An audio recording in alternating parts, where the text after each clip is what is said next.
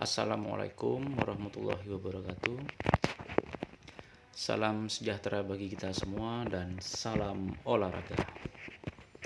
Pada kesempatan ini saya akan menjelaskan tentang renang pertolongan. Apa sih renang pertolongan itu dan bagaimana caranya untuk menolong seseorang yang sedang tenggelam, yang membutuhkan pertolongan kita. Langsung saja untuk mempersingkat durasi, pengertian renang pertolongan yaitu teknik berenang yang berfungsi untuk menyelamatkan korban kecelakaan air.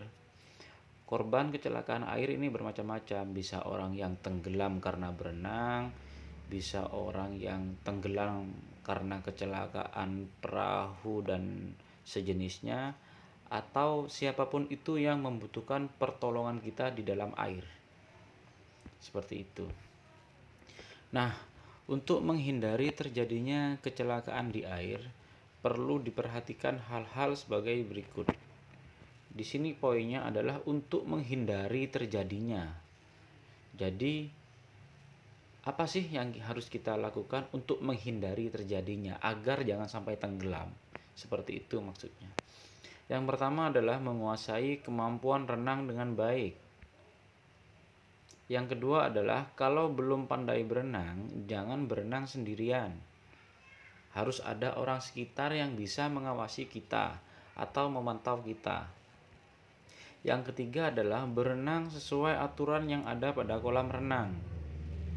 Biasanya di kolam renang di situ ada aturannya tentang pakaian dan lain-lain. Jangan salto-salto, jangan lompat-lompat sembarangan seperti itu. Yang keempat adalah belajar cara mengatasi pertolongan pada diri sendiri bila terjadi kecelakaan. Contohnya seperti ini, saya pernah melihat anak-anak yang tenggelam di kolam yang dangkal. Seperti itu. Caranya bagaimana? Tenang, apabila seseorang mengalami atau dalam posisi yang akan tenggelam dengan keadaan kolam yang mungkin kedalamannya 10 cm di atas kita. Bagaimana caranya? Lompat-lompat saja. Lompat-lompat yang tenang. Saat kita menginjak dasar kolam, kita hentakkan ke atas, lompat sambil lalu mengambil nafas dan sambil lalu meminta pertolongan kepada orang-orang yang ada di sekitar kita. Yang kelima, bisa mengukur kemampuan diri sendiri. Setiap orang pastinya bisa mengukur kemampuan diri sendiri dalam berenang. Kalau kita tidak bisa 50 meter, ya kita tidak boleh memaksakan itu. Karena sama saja kita mati konyol, bunuh diri. Kalau kita bisanya hanya 25 meter, ya kita berenang dengan jarak tempuh 25 meter. Jangan memaksakan lebih dari itu. Berusaha meminta pertolongan jika sangat memerlukan. Dalam artian di sini kita harus berteriak meminta tolong kepada orang-orang yang ada di sekitar kita, seperti itu. Berikutnya adalah cara-cara memberikan pertolongan kepada korban kecelakaan air. Yang pertama adalah pertolongan dengan jangkauan. Di sini bisa kita baca bersama. Penjelasan di sini adalah apabila posisi korban tidak jauh dari jangkauan kita. Jadi posisi korban sekitar mungkin 1-2 meter, 1-3 atau 5 meter dari posisi kita. Nah, kita bisa menggunakan pertolongan dengan jangkauan dari dek, bisa menggunakan perahu karet dan lain-lain. Pertolongan dengan menggunakan pelampung, bisa kita lempar dengan pelampung apabila ada pelampung di sekitar kita dan kita tidak bisa berenang. Atau memberi pertolongan dengan jangkauan kaki, itu apabila jarak korban dari posisi kita sangat dekat sekali, 1-2 meter dari posisi kita. Kita bisa menggunakan kaki atau anggota tubuh manapun, baik kaki ataupun tangan. Berikutnya adalah teknik pertolongan masuk ke dalam air, yaitu melompat dengan kaki terlebih dahulu. Kenapa kita harus melompat dengan kaki terlebih dahulu? Sedangkan Kalau kita dalam perlombaan renang, kita yang masuk terlebih dahulu ke dalam air yaitu tangan, kepala, dan seterusnya. Kenapa harus kaki terlebih dahulu? Fungsinya yaitu agar kita selalu bisa melihat posisi korban. Kalau korban tenggelamnya di sungai, tidak mungkin kita menggunakan start dalam perlombaan renang, karena korban selalu berjalan mengikuti arus sungai.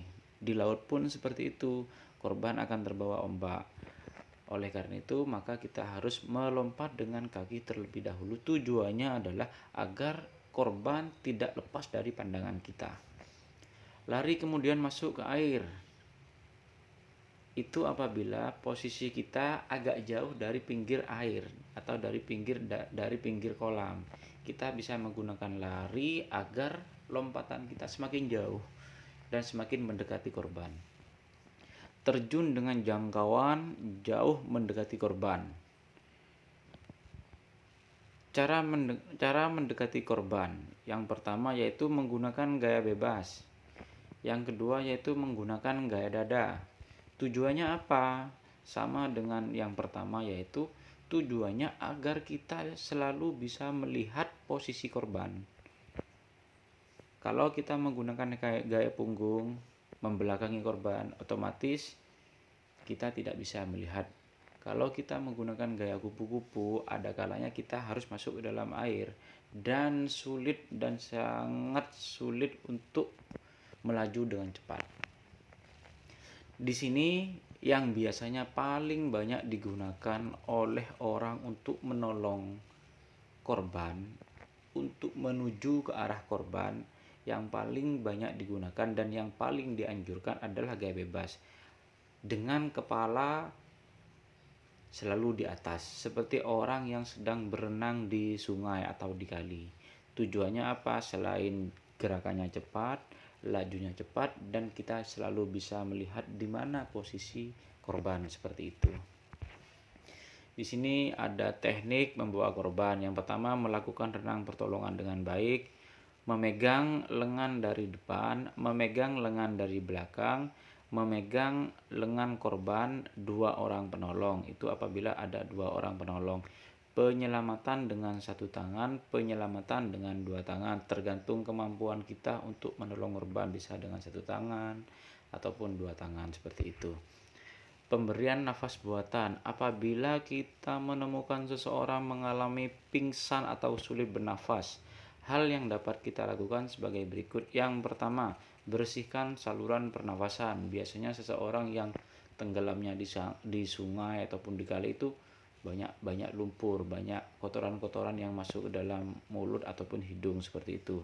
Hidung jangan ada yang menghalangi. Nah, itu yang saya katakan tadi.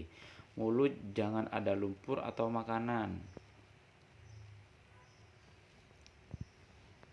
Jadi kondisi mulut harus bersih tanpa ada apapun itu. Kemudian lakukan pernafasan buatan dengan segera.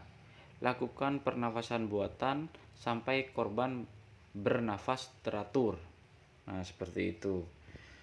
Selanjutnya, cara memberikan nafas buatan pada korban dapat dilakukan dengan berbagai macam cara sebagai berikut. Yang pertama adalah pernafasan dari mulut ke mulut. Kalau di situ ada orang yang tenggelam dan sangat urgent membutuhkan pernafasan buatan, baik itu laki-laki ataupun perempuan, untuk menyelamatkan nyawa seseorang, maka kita sudah tidak memikirkan apakah itu laki atau perempuan. Yang ada saat itu adalah orang yang bisa menolongnya, seperti itu. Jadi kalau kita posisi berdua di kolam atau hanya ada 2 orang, di situ ada 1 orang tenggelam, kita berhasil menolongnya, kita berhasil membawanya ke pinggir kolam, baik itu laki-laki atau perempuan, tua, muda, anak-anak, kita wajib memberikan pertolongan ini. Jangan memikirkan gender dan lain-lain. Lebih baik dia selamat, seperti itu. Yang kedua, pernafasan dari mulut melalui tube dengan masker muka. Maksudnya ini melalui tube adalah kita bisa menggunakan selang kalau ada. Selang pernafasan. Jadi selangnya itu dihubungkan dari mulut kita, dari mulut penolong ke mulut korban, seperti itu. Yang ketiga adalah pernafasan dengan menggunakan resuscitator ataupun otomatis. Dalam artian ini seperti alat untuk memberi pernafasan buatan, seperti itu.